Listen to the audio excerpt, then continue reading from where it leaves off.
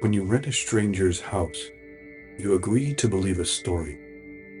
Photos, the reviews, the friendly note from the host. They tell you everything you need to feel safe. So you drive for hours into the woods, type a code into a lockbox, and call it a vacation. You sleep in beds where other people dreamed, and you tell yourself it's normal. Maybe that's what makes it so easy for something to go wrong. You're listening to Tonight's Terror, original horror stories to hear in the dark. Subscribe and share if you're a fan. And now, tonight's story.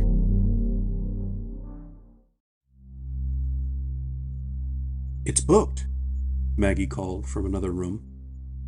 I was in the kitchen, staring into the refrigerator. I gave up on the notion of a snack and wandered in the direction of her voice. What's booked? I asked. The Airbnb, Maggie shouted. I'm in the computer room.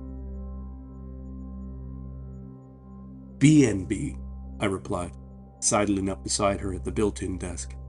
D&D is a board game. B&B?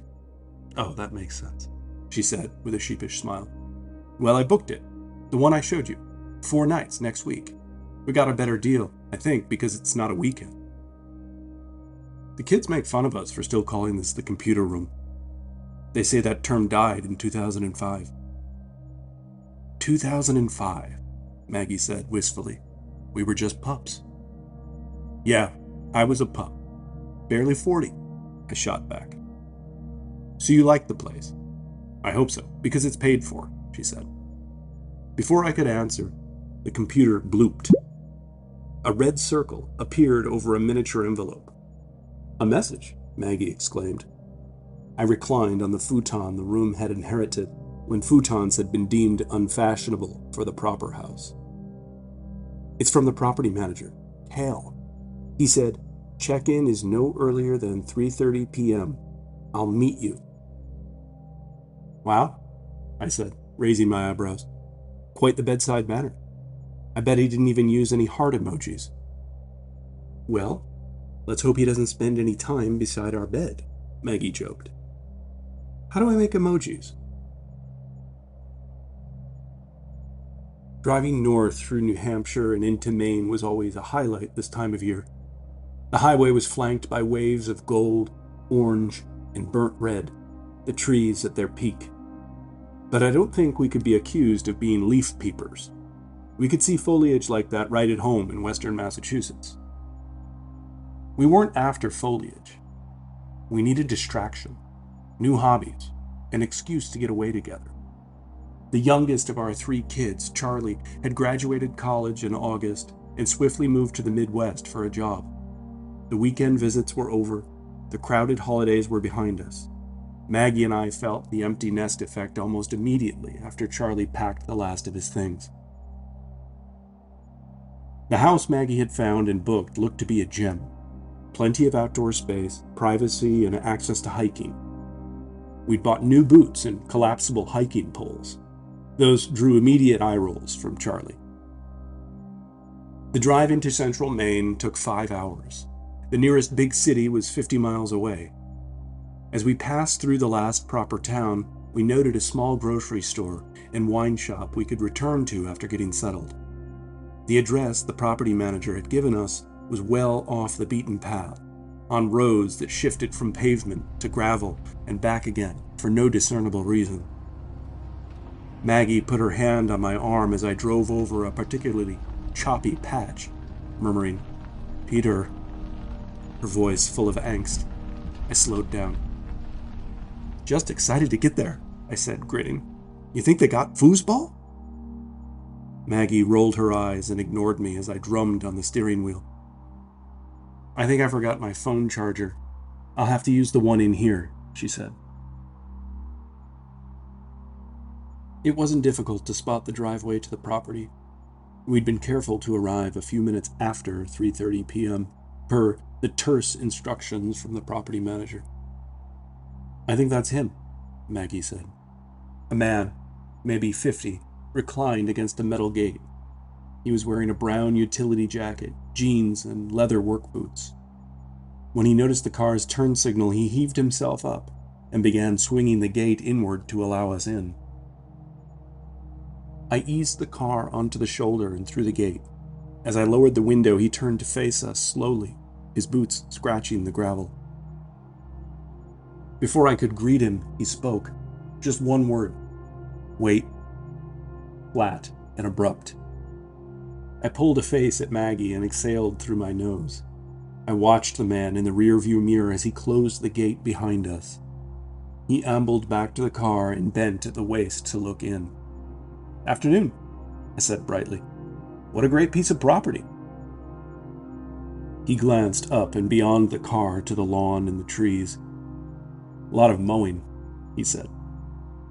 I can imagine. Hope you have a rider, I offered, trying to neutralize his cold demeanor with banter. He said nothing, but tilted his head to look past me at Maggie. She offered him a tight smile. I soldiered on in spite of him. Should we open and close the gate whenever we go?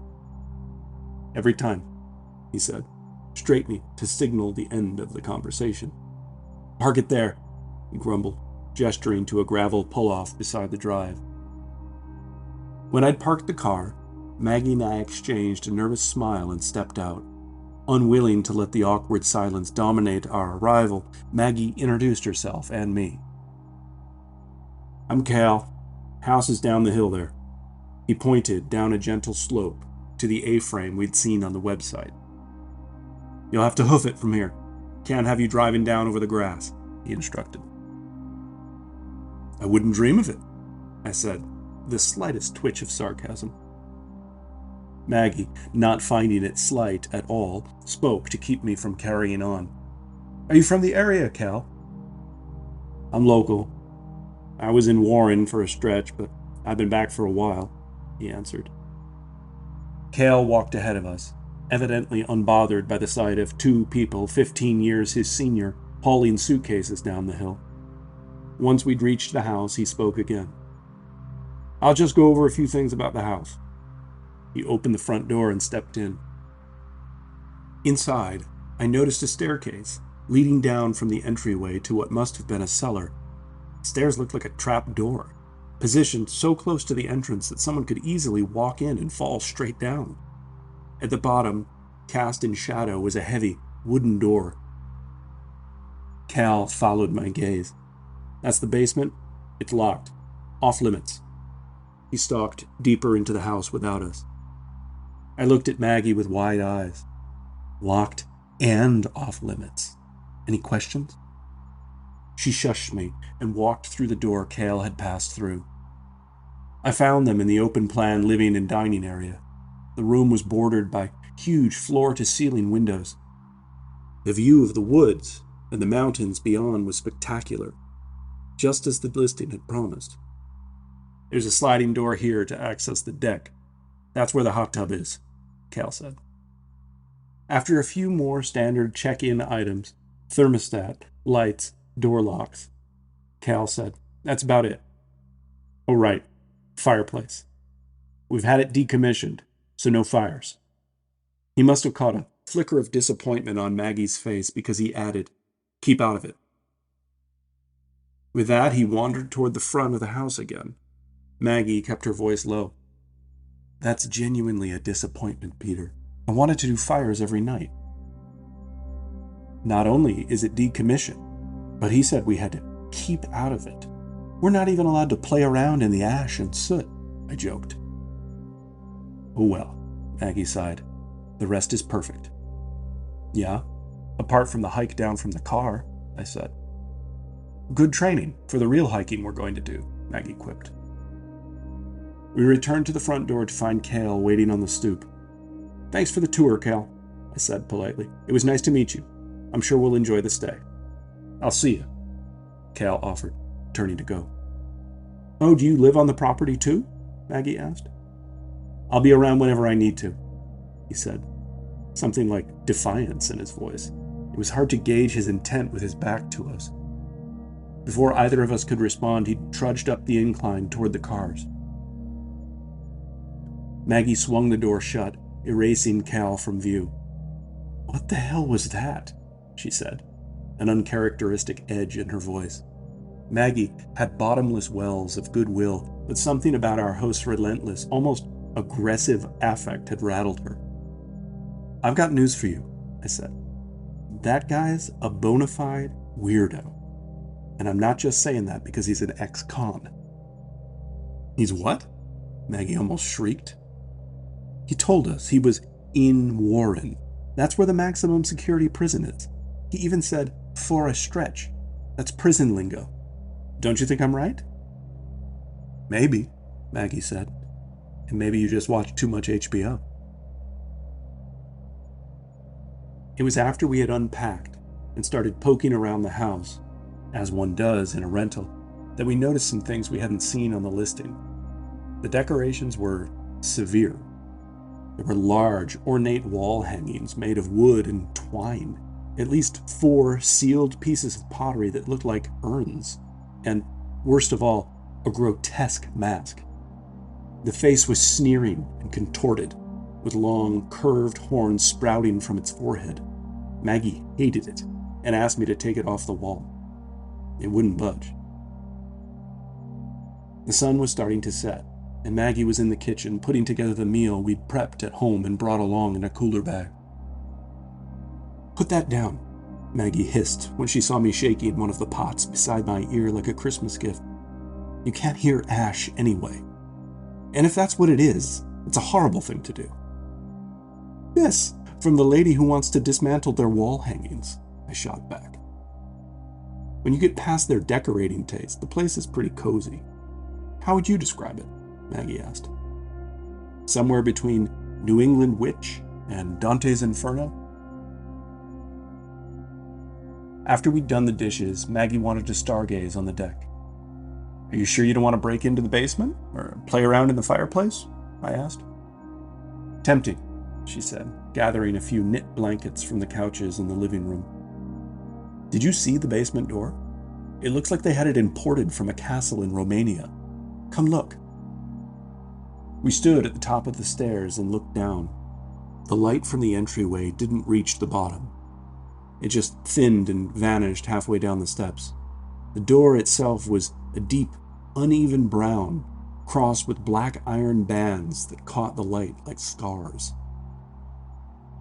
"Yikes," Maggie murmured. "Who are they trying to keep out?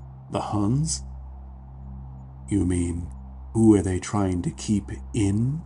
I teased, prodding her in the ribs. "Pick a picture of it. Charlie loves weird old stuff like that." I took out my phone and focused it on the dim outline of the door. Something about it made me keep my distance there at the top of the stairs. As I hit the button to snap a photo, the stairwell was bathed in an unnatural blue-white light.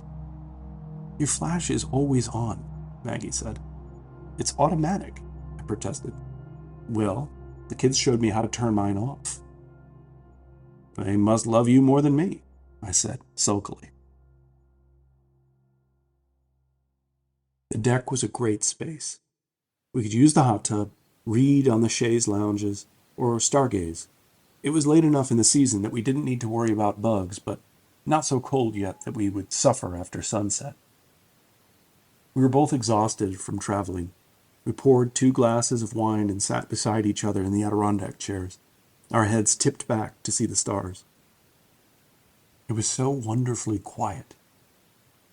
I must have drifted off, because the next thing I knew, Maggie was gripping my wrist.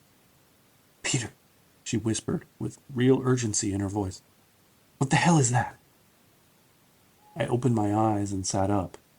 Maggie was already standing, but she wasn't looking at me. She was staring past me, out over the deck. I stood and turned. "Where?" I asked. "Shh," she said. "There, down the hill." She pointed. I stepped to the deck's rail and squinted into the dark. Below the deck and backyard, the ground sloped sharply away. A thin stand of birch trees, their leaves already gone, stood before another clearing. There I could see lights. They were moving. They dipped and glided slowly. "There are 6 of them," I said. "What are those?" They're people, Maggie whispered. They have lanterns or something. Shapes began to take form as my eyes adjusted. Dim, hunched figures that swayed with the light.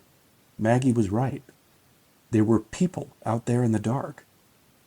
Are they dancing? I asked. This is so weird. I don't like this, Maggie said. Her voice was small.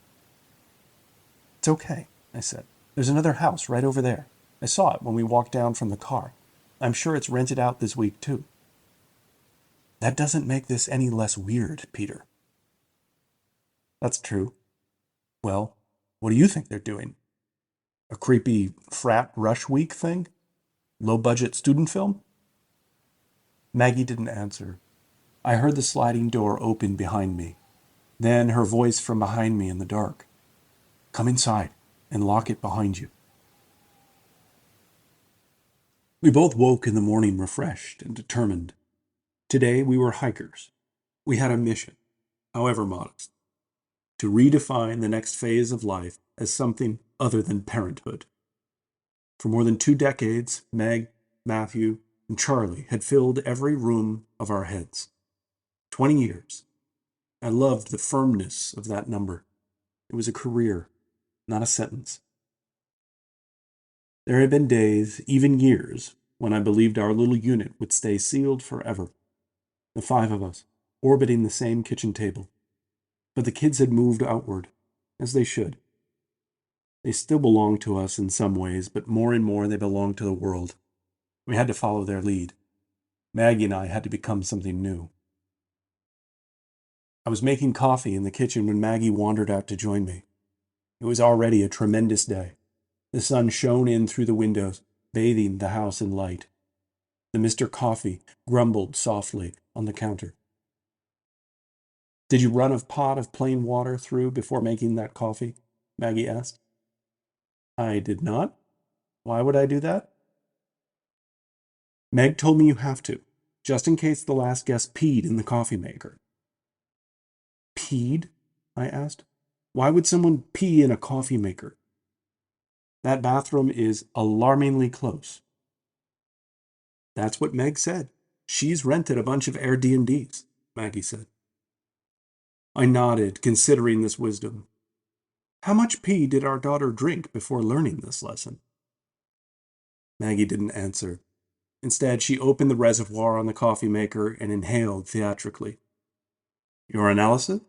I offered. I guess it's fine, she replied. We'd set off from a trailhead less than 3 miles from the house that morning. By 1 o'clock, we were worn out and hungry. The stark November sun and crisp air had given me a burst of energy that didn't quite match my mood. I thought about those strange lights on the neighboring lawn as I fell asleep the night before, and again as we climbed beneath the gray lace of leafless branches. Hiking, I realized, wasn't going to fill the space left by rides to soccer practice or late-night talks about college application essays. Maggie was seemingly less distracted by the odd nighttime scenery of our rental house. She was full of energy and purpose, the kind she brought to any new project. She charged ahead on the trail, narrating the landscape like a park ranger, the type of pine, the sound of the stream, the glacial rocks that looked to her like old sleeping animals. I admired her ability to switch gears so completely. Maybe this was how she was going to cope, with motion, with new places, with naming things.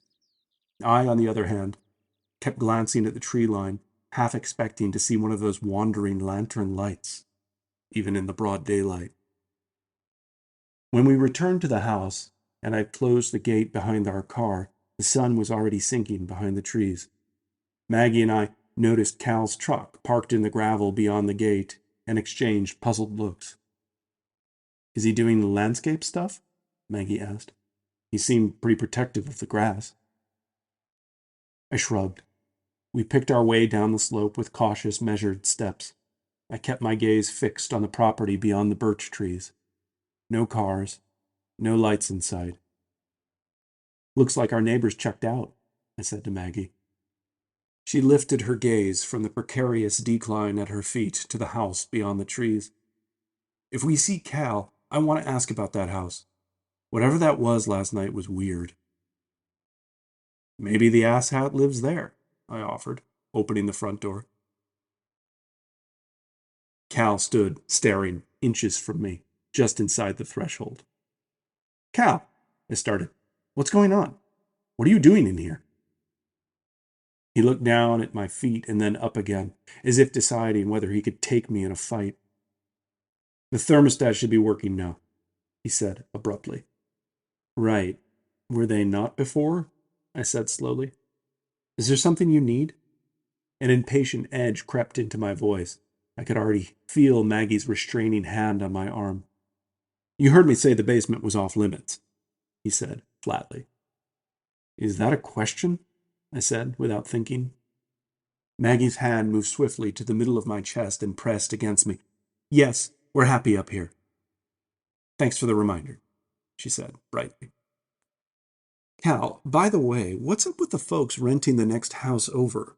We saw them outside last night. Cal raised his eyebrows incredulously and stepped past me onto the stoop. Just when I was sure he was going to ignore Maggie completely, he said, There's no one renting that house. He stalked off up the hill. Maggie closed the door behind him. Damn, I said. I should have invited him for dinner. An hour later, Maggie and I were in the kitchen, working on an improvised pasta dish. A fierce disagreement had broken out over the idea of including fennel in the recipe. It's going to ruin it, Maggie protested. I will die on this hill, I shouted theatrically. We bought this bulb of fennel at that weird local market, and we're going to use it. Maggie held the bulb of fennel like a baseball over her head, ready to fire it at me. Use it on your eggs, then. It's going to ruin the pasta. I snatched at the fennel, grasping only air. Maggie danced away from me, giggling. As I closed in, she raised her arm and threw it across the kitchen. The pale green bulb bounced on the wood floor and rolled into the fireplace on the opposite side of the room. Now you've done it, I said. I'm not allowed to play around in there. Maggie accepted defeat and sauntered to the fireplace. I got back to work slicing cherry tomatoes on the counter. No way. It was Maggie's voice, stunned and reverent all at once. What is it? I asked without turning around. Come and look at this, she called. Her voice had a caged, echoey effect. I turned to see her crouched, looking in and up into the fireplace. As I approached, I saw the bulb of fennel now scuffed with black soot. Maggie pointed into the corner of the brickwork where the fireplace chamber met the chimney. I didn't see anything, so I stooped and craned my neck to look in and up. A large metal key hung from a hook. If you were anywhere but on the floor beneath the mantel, you'd never see it. Oh, that goes to the creepy basement door. No doubt about it, I said. Why would it be hanging in there? Maggie asked. To keep guests from finding it, I suppose. It's a bit cloak and dagger, though, isn't it? What happened to stuffing it in a cabinet somewhere? Well, we're not going to find out what it opens because we're not touching it, Maggie said in a tone of finality. Fine by me, I answered. Maggie didn't want to stargaze on the deck that night. We read in the living room under the leer of the grotesque red mask. After a few minutes, Maggie stood and wordlessly left the room. She returned a moment later with a sheet. I watched with mild amusement as she pulled an ottoman to the wall and stood on it to hook the sheet over the mask's curved horns.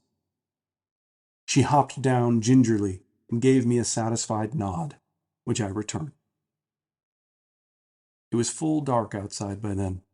I stood in front of the enormous windows that flanked the back of the house. I wanted to see if the figures had returned to the lawn beyond the birch trees. With the lights on, I could only see my own reflection in the living room behind me. Without saying anything to Maggie, I slid the door open and stepped out onto the deck. Leaning against the rail, I strained to see into the dark. I felt vulnerable, standing there above the place we'd seen those people, silhouetted by the light blazing inside. I was ready to go back in almost immediately, but suddenly the lights inside cut out. A moment later, Maggie opened the door.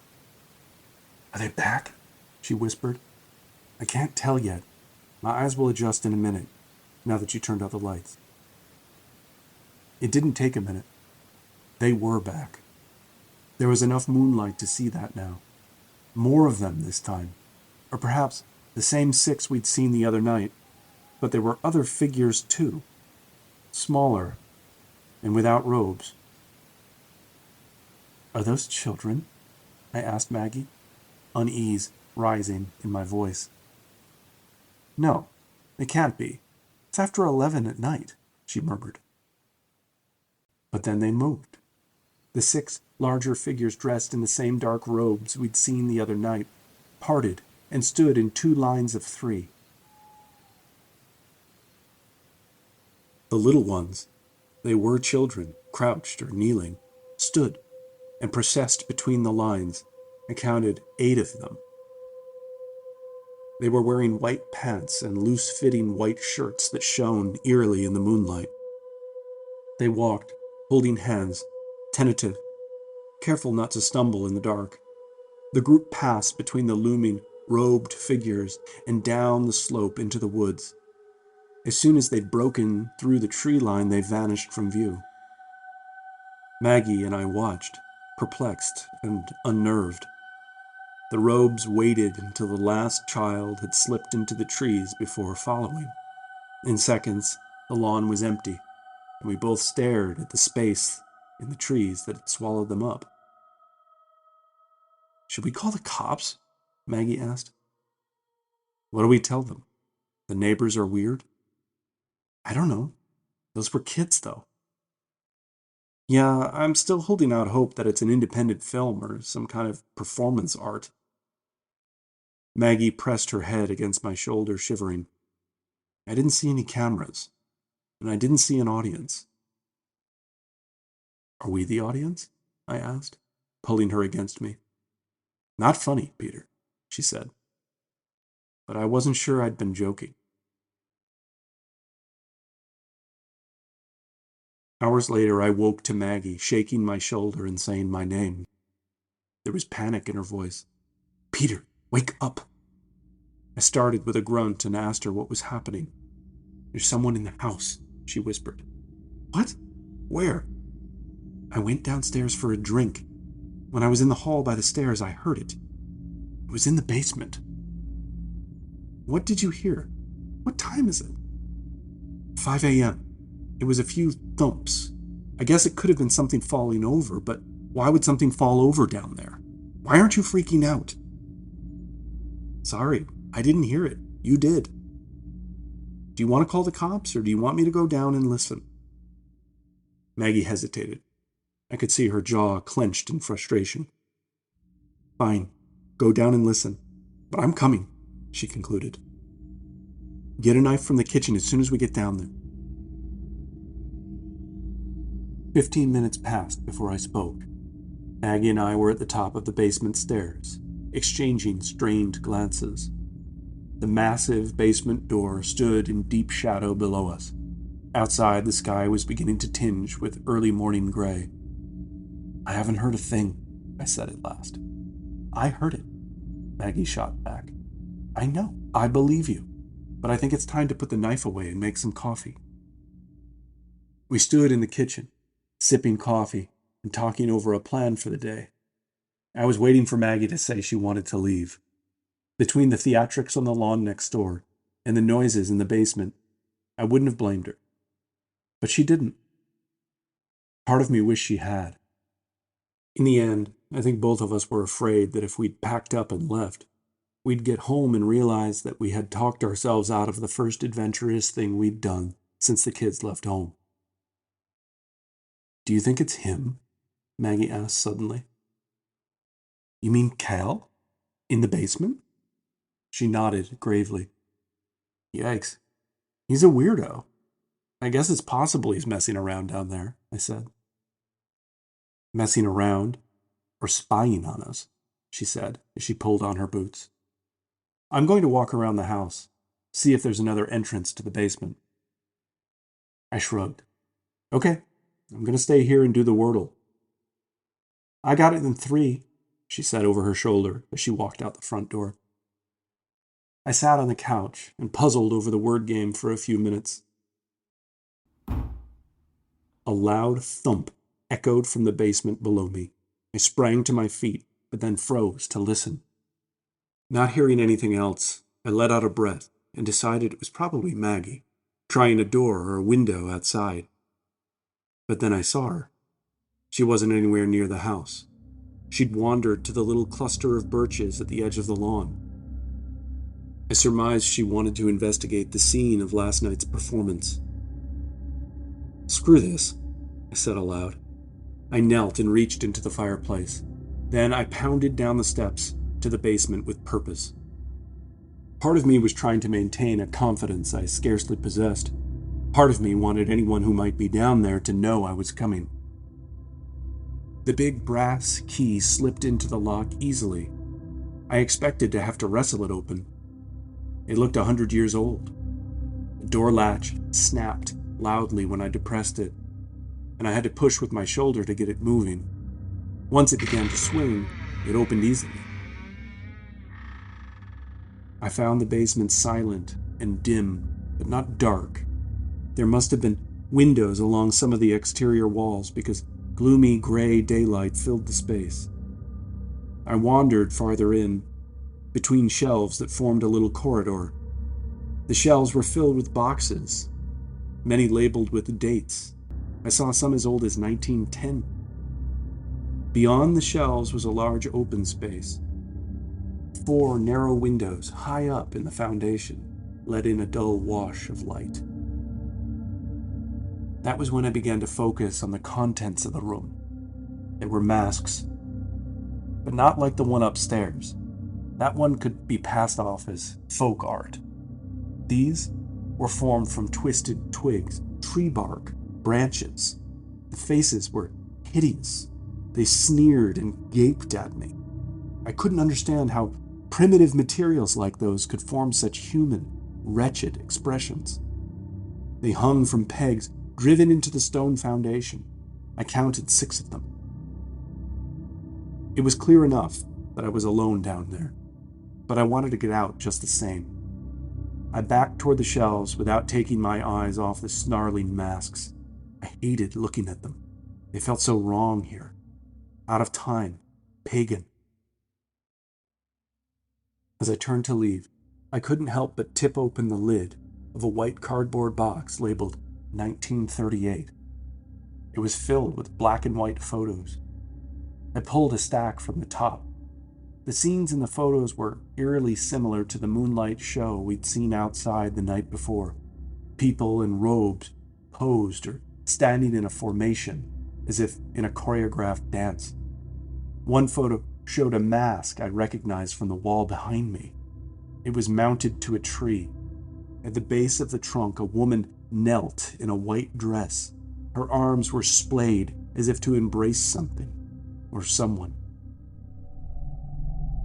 I felt a hand rest on my shoulder. I shrieked and leapt away, the stack of photos spraying to the floor. I spun, fist cocked. Maggie stood in front of me, confusion on her face. "What the hell are you doing down here?" she said sternly. "Oh my God, Maggie, you could have said something," I panted. "I heard the noise. I took a key and came down to check things out." "Check things out?" she asked. "I think this is breaking and entering." "No way. The key was in the house. We rented the house. At worst, we're bad guests," I said. "You're a bad guest," she corrected. "What is all this?" She gestured to the scattering of old photos on the floor. "Wild stuff, that's what it is. Creepiest family photos you've ever seen. These people were into some kind of pagan ritual, like cult stuff." Maggie began picking up photos and examining them. "It looks like they're still into it, Peter. These are just like what those people were doing outside last night. Let's clean up and get back upstairs, I suggested. Maggie was slotting the last of the photos into the box I'd opened when I heard her breath catch in her throat. What is it? I asked. I was already standing at the door with the key in my hand. Maggie was beside the box, looking sick. Her face had gone white. Her mouth hung open in a petrified oval. I'll show you upstairs, she said, slipping a photo into the back pocket of her jeans. You're taking it? I said, incredulous. She strode past me and padded up the stairs. You're the bad guest, I shouted after her. With the door locked and the key back on its hook in the fireplace, Maggie sat across the coffee table from me and pushed the photo toward me. A look of wild restraint colored her face. I couldn't tell if she was horrified or thrilled. The scene in the photo was genuinely disturbing. It showed a makeshift cage built in the same style as the masks in the basement. Twisted wood, bark, twine. It must have been 15 feet long. Inside stood a dozen grave-faced children. Some looked down. Others stared out through gaps in the wooden bars, their faces framed like tragic portraits. Is this real? I said, without looking up. Is any of this real? I mean, could it all be part of some bizarre local tradition or a play they do every year at this time? We'd better hope so, Maggie said seriously. Look at the bottom. Look close. What are they doing? I leaned in and squinted. I didn't want to touch the photo.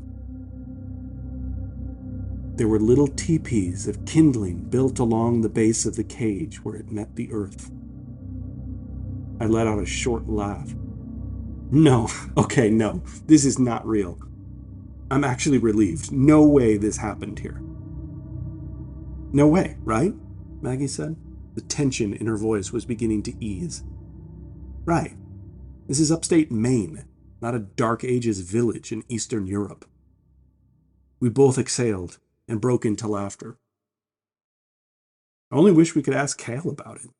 But then he'd know we found his super secret hiding spot for the key, I said. Maggie smiled warmly for the first time since the night before. So we stay, she asked. We stay and have a fantastic dinner party story to tell. I smiled too. Agreed. After dinner, we took a bottle of wine and 2 blankets out to the deck. We decided we were rooting for the people to put on another show. At least, we'd told each other as much. I was still unnerved by the enterprise, whatever it was. The meticulous props, costumes, the scope of it all. These were still people I never wanted to meet. I guessed that Maggie felt the same, but a sort of wild vacation abandon propelled us. Anyway, we could watch, unseen, from up on the deck, under our cozy blankets. For a while, nothing happened. We chatted softly and looked at the stars. After a second glass of wine, it seemed that nothing was going to happen. I could feel a knot in my back begin to soften, but feigned playful disappointment with Maggie. We agreed to split another glass of wine and call it a night.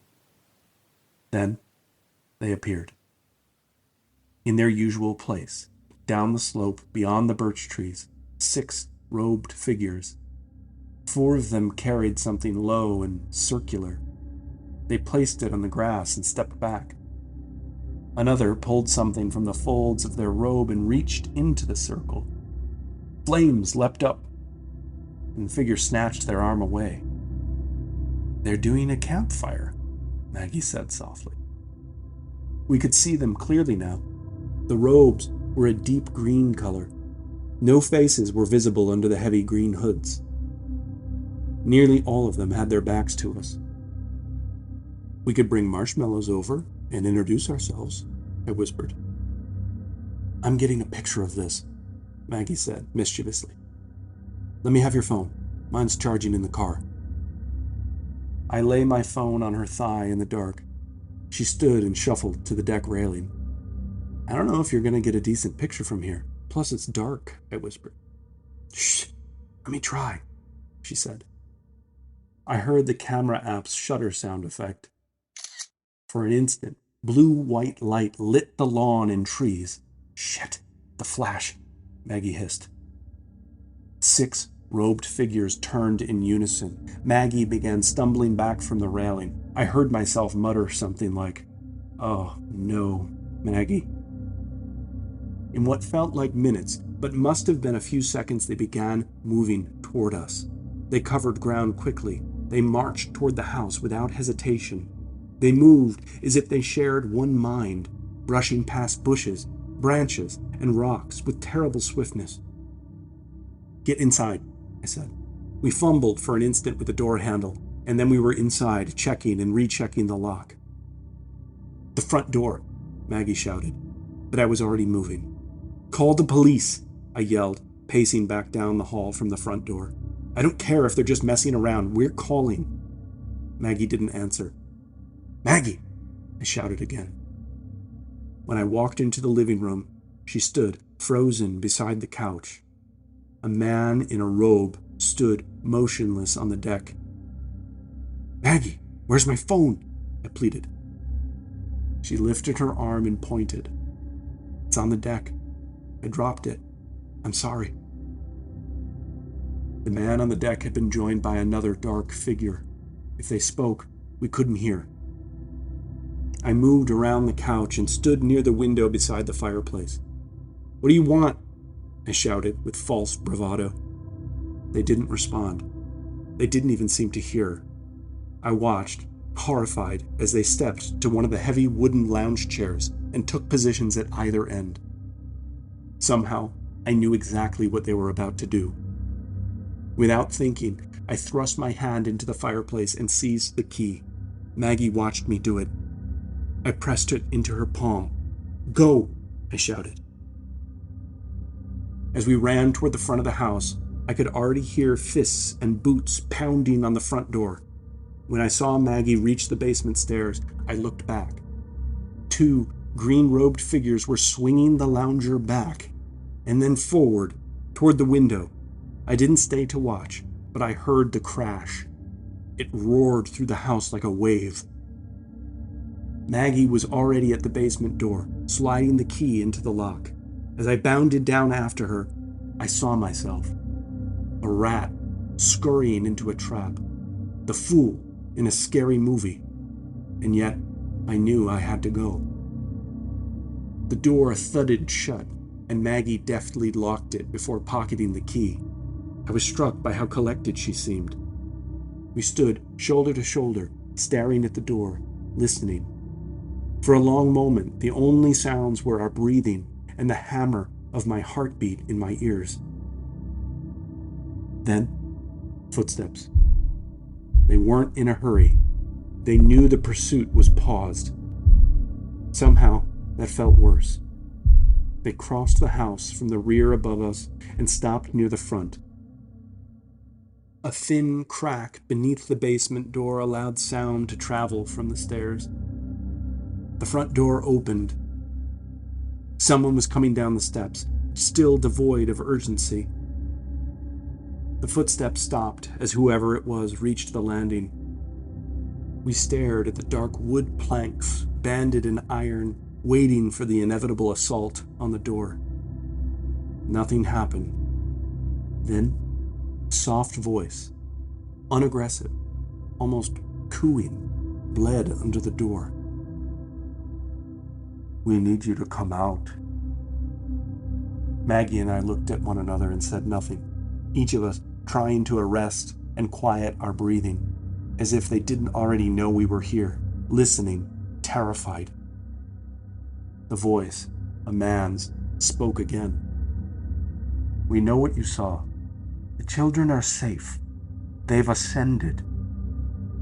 Then, a pause. "We thought you understood, until you took our photo." I surprised myself by barking out a reply. "You can delete it. My phone's on the deck. The passcode is 3893. Take it and leave us alone." There was an insufferable silence before the man spoke again, this time with impatience. "We don't want your camera. We want our photo." I looked at Maggie, barely able to make out her features in the gloom. Pulling her by the elbow, I whispered, "He wants that black and white photo. The one where they're about to burn the kids." "Ascension," the voice corrected, clearly having heard me. Maggie began patting her pockets frantically. "I have it," she breathed. She passed it to me, the stiff paper rough against my palm. "You can have that one too," I said, stepping forward and pushing the photo under the door before leaping back. My eyes had finally begun to adjust with help from the moonlight sifting in through the windows. I saw the photo slide out of sight. Something about the closeness of that exchange rattled me, like he was nearer now that we'd given him something. I did my best to steady my voice. "You need to leave the house. We called the cops." There was another long pause. Then the voice came again, terribly calm, terribly confident. "No, you didn't. You can't." I swallowed, trying to clear the lump in my throat. Maggie grasped my hand and whispered, "I don't have my phone. It's charging." I knew this. I pictured it, resting on the console between the front seats of our car. The car. It seemed impossibly far away. Through the door, up the stairs, up the hill. Then there was the gate. A grim satisfaction came over me as I thought of those obstacles. It absolved me of the guilt I felt for rushing to the basement and trapping us. "Congratulations," I thought. "You might get to die locked in a basement instead of halfway across the lawn." I'd had enough of the conversation, and of him hearing every word we said. I put my hand on Maggie's hip and nudged. We moved back through the corridor of shelves into the open space. "What about the windows?" Maggie asked, looking up. "For getting out? Or getting in?" I replied. As I spoke, a lantern swung into view through one of the small basement windows near the ceiling. Another appeared in the next. We cowered instinctively. I wasn't sure they could see in through the aging, misted glass, but I expected to see a boot crash through at any moment. Instead, the basement filled with a blaze of light. Powerful beams swept through the windows, lighting the far wall and sliding across the floor. The lanterns were gone. I dashed to the nearest window and climbed onto a crate beneath it. From there, I could just see above the sill. A pickup truck was tearing down the hill and across the grass. It accelerated on the flat, then skidded to a stop just short of the figures. A man stepped out. "It's Cal," I shouted. "Cal?" Maggie said, shocked. "What's he doing?" "I don't know. I think he's talking to them. I can't hear." There was a brief exchange of words. Apparently, it didn't go well. Cal reached into the cab and took out a shotgun. The barrel glinted in the moonlight. He aimed straight up and fired. I felt the boom in my chest and ducked. Maggie screamed. "It's okay," I said. "I think he's just trying to scare them off." The figures had scarcely flinched, but after a moment, they began to disperse. They walked slowly toward the birch trees. "They're leaving," I said, the relief already clear in my voice. "It looks like Cal's coming inside." Moments later, we heard Cal's gruff voice call from the top of the stairs. "It's all right. You can come out." I shouted back, "We're not coming out until we get an explanation. Have you called the cops?" He replied with mild irritation in his voice. "Suit yourself. I'll be in the living room when you're ready." Maggie and I exchanged helpless looks and unlocked the door. We found Cal hunched on the couch with his face in his hands. We stood in front of him. I asked the only question. What the hell is going on this property? He seemed not to hear me, but he spoke. Here's what I'll tell you. These people, the family that's owned this land forever, they're not normal people. Maggie scoffed loudly. I took her hand. I didn't want Cal to stop talking. He raised his eyebrows in admonishment, but continued. They believe things that normal folks don't. Stuff the rest of the human race has forgotten about. And for good reason, if you ask me. I've seen things here I shouldn't have seen. Things I won't ever be able to forget. Things I wouldn't tell you, or any cop. Cal sounded tired. I thought I heard a trace of a sob rising in his voice. I can't get work anyplace with my record. Anyway, they've got stuff on me now. Worse than what I was locked up for. None of that matters now. I keep telling them that if they want to keep the government out of here, they have to pay taxes. The rentals were my idea. Obviously, they don't think much of it. I don't talk to them much, but when I do, I always feel sick after. There's something wrong with them. There's a lot wrong with them. He looked up at us. He was more vulnerable than we'd seen. He looked like he wanted us to absolve him. We said nothing. He sighed and pressed on. I've never known them to do something like this. I know you must be scared as hell and mad as hell. My advice? Leave. Forget this place. I suppose you could call the law. What would you tell them? The property owners broke a window in their own house? Cal stood and held out his hand expectantly. Maggie took the key from her pocket and tossed it to him. I'm going to bed, Cal said. He walked out the front door. A moment later, his truck engine sounded, and his headlights led the truck up the hill at a crawl. We didn't talk to the police. Not at first. Maggie and I packed our things and left the house before the sun came up that morning. We found my phone on the deck, shattered and bent nearly in half. A souvenir, I'd thought grimly. 4 days passed at home.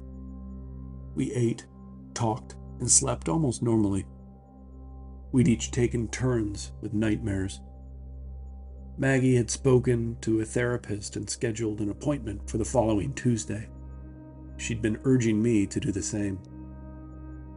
It was during a conversation on that topic that I blurted out, I don't want to talk to a therapist.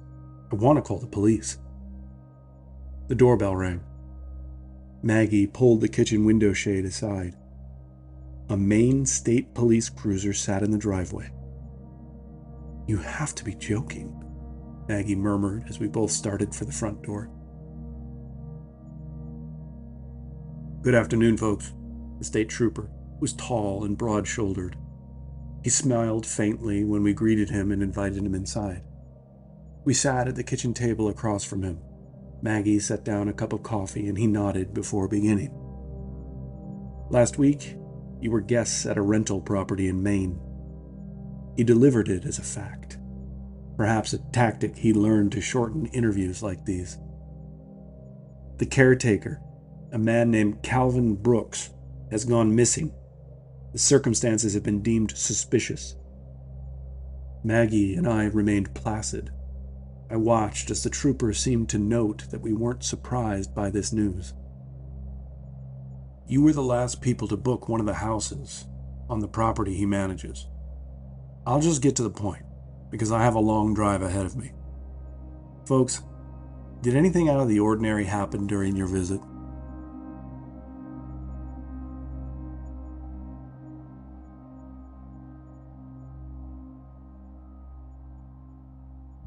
Thanks for listening to tonight's Terror. If you enjoyed the story, follow, rate, or review us on your favorite podcast platform. It helps new listeners find the show. You can hear us on Spotify, Apple Podcasts, or wherever you like to listen. Visit tonightsterror.com for more. Until next time, sleep well.